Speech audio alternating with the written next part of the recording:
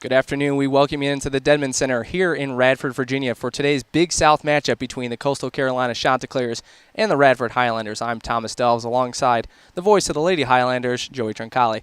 And Joey, a week ago, the Liberty Flames came in here to this gym and the Highlanders were able to play very well against the preseason #1 team in the Big South. What should we expect out of today's game?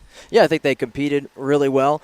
This is a Chanticleers team that can really score the basketball. They like to get up and down the floor, and I think Radford will try to match that today. So far this season, the Highlanders have had a very tough schedule. They faced two ACC teams. Obviously, they started out with Liberty, whereas when you look at the other side, Coastal Carolina has gotten off to a very good start, 5-2 on the year, but they've played 4 Division II teams. So I think today will give us an idea from both of these teams what we can expect from them throughout the Big South season. For Radford, they can make a statement and say, hey, we're a better team than people think going into the season. And if you're Coastal Carolina, you can make a statement and say, even though we've played an easier schedule, we're still someone to be reckoned with in the Big South. And you mentioned Coastal likes to get up and down the court. 4 players with double-digit points.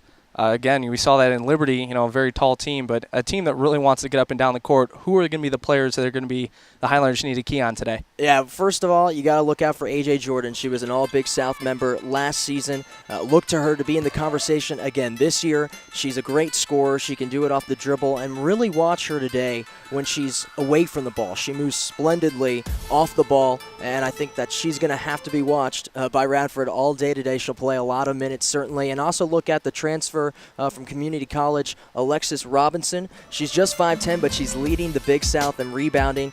She's feisty. She'll get the ball off the boards, and you have to keep an eye on her if you're Radford. And you look at the Highlanders, and Ayanna Avery's coming on a pretty big career milestone for her.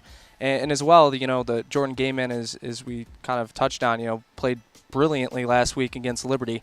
Who are the players that really need to step up today? I think both of those, certainly. The next three-pointer for Ayanna Avery will be her 204th in a Radford Highlander uniform. That will be a new record for the Highlanders, passing Kylie Williamson. That's a record that stood for about a decade now, so that's a huge mark for Ayanna Avery. And certainly we expect her to knock down 1 3 at least today. And I think that for the Highlanders to continue to build off what they did against Liberty, they need someone like Jordan Gayman, who had 14 rebounds, to be really aggressive on the boards. And look for Claudia Covedo, a freshman backup point guard for this Highlanders team, to continue to get better. She can shoot it from the outside. They're going to want to push it, and that's going to be up to her when the second unit comes in for the Highlanders.